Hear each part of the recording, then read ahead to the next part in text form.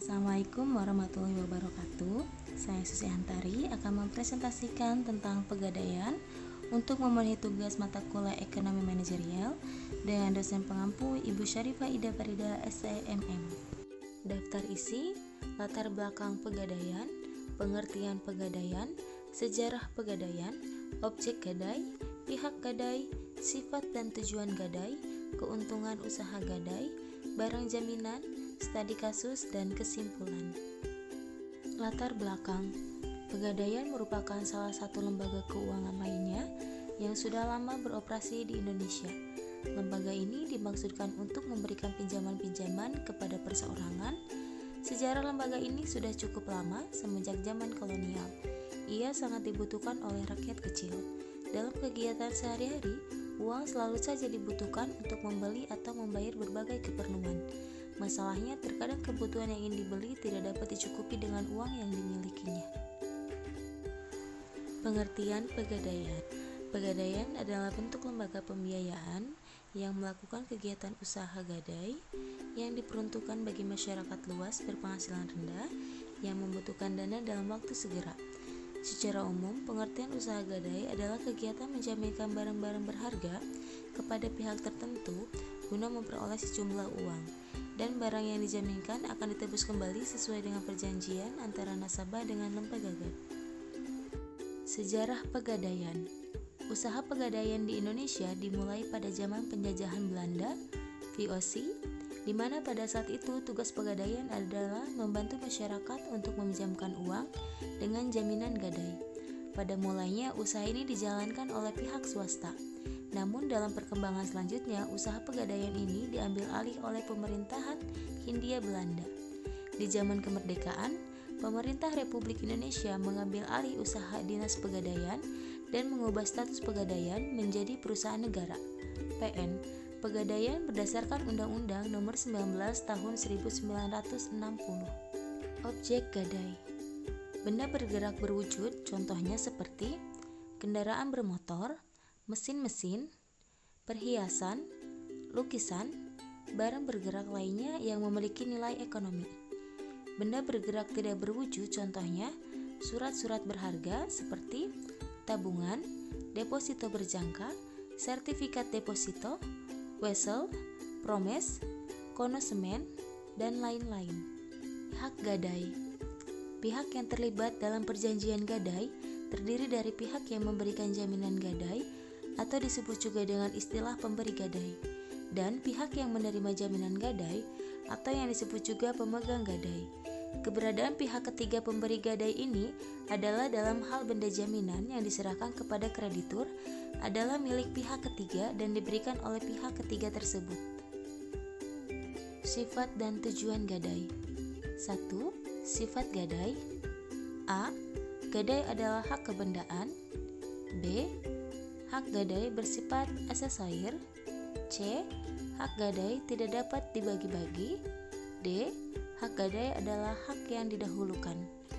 Tujuan gadai. 1. Membantu orang-orang yang membutuhkan pinjaman dengan syarat mudah. 2. Mencegah praktik ijon, pegadaian gelap, riba, dan pinjaman tidak wajar lainnya. 3. Meningkatkan kesejahteraan masyarakat, terutama golongan menengah ke bawah, melalui penyediaan dana atas dasar hukum gadai. Terakhir, membina perekonomian rakyat kecil dengan menyalurkan kredit atas dasar hukum gadai kepada masyarakat. Barang jaminan gadai. Untuk dapat diketahui berapa nilai taksiran yang digadaikan, besarnya jaminan diperoleh dari 80 hingga 90% dari nilai taksiran. Semakin besar nilai taksiran barang, maka semakin besar pula pinjaman yang akan diperoleh. Misalnya, 1. Perhiasan, 2. Kendaraan, 3. Elektronik, 4. Mesin, 5. Surat berharga, dan lain-lain. Keuntungan usaha gadai. Tujuan utama usaha pegadaian adalah untuk mengatasi agar masyarakat yang sedang membutuhkan uang tidak jatuh ke tangan para pelepas uang atau tukang ijon atau tukang rentenir yang bunganya relatif tinggi. Hal ini dilakukan sesuai dengan salah satu tujuan dari Perum Pegadaian dalam pemberian pinjaman kepada masyarakat dengan moto menyelesaikan masalah tanpa masalah. Uang pinjaman pun dalam waktu singkat dapat terpenuhi, jaminan pun cukup sederhana. Apabila tidak dapat melunasi dalam waktu tertentu, sanksi yang paling berat adalah jaminan yang disimpan akan dilelang untuk menutupi kekurangan pinjaman yang telah diberikan.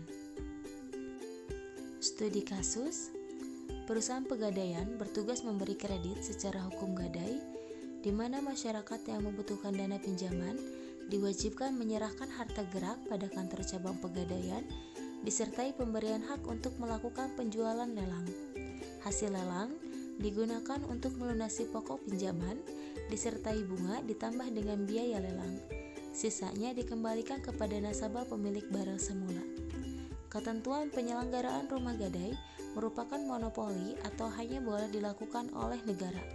Pihak swasta dilarang untuk menyelenggarakan. Tujuan ketentuan ini adalah untuk memberantas lintah darat, rentenir, atau praktik riba gelap yang memberatkan kehidupan masyarakat kecil. Selain itu, didasarkan neraca pembukaan perusahaan umum, pegadaian, dan Surat Menteri Keuangan RI nomor 1015/KMK-013/1991 tanggal 26 September 1991, modal awal perusahaan umum pegadaian ditetapkan sebesar 205 miliar rupiah. Sebagaimana tertuang dalam neraca pembukaan, modal awal yang disetor pemerintah adalah kumulatif laba bersih yang diperoleh Perjon atau perusahaan jawatan pegadaian. Kesimpulannya, pegadaian adalah hak yang diperoleh seseorang yang mempunyai piutang atas suatu barang bergerak. Barang bergerak tersebut diserahkan kepada orang yang berpiutang oleh seorang yang mempunyai utang atau oleh seorang lain atas nama orang yang mempunyai utang. Perusahaan umum pegadaian adalah satu-satunya badan usaha di Indonesia yang secara resmi mempunyai izin untuk melaksanakan kegiatan lembaga keuangan berupa pembiayaan dalam bentuk penyaluran dana ke masyarakat atas dasar hukum gadai. Tugas pokoknya adalah memberi pinjaman kepada masyarakat atas dasar hukum gadai agar masyarakat tidak dirugikan oleh kegiatan lembaga keuangan informal yang cenderung memanfaatkan kebutuhan dana mendesak dari masyarakat. Hal ini didasari pada fakta yang terjadi di lapang bahwa terdapat lembaga keuangan yang seperti lintah darat atau penghijauan yang dengan melambungkan tingkat suku bunga setinggi-tingginya. Sekian dari saya. Terima kasih. Wassalamualaikum warahmatullahi wabarakatuh.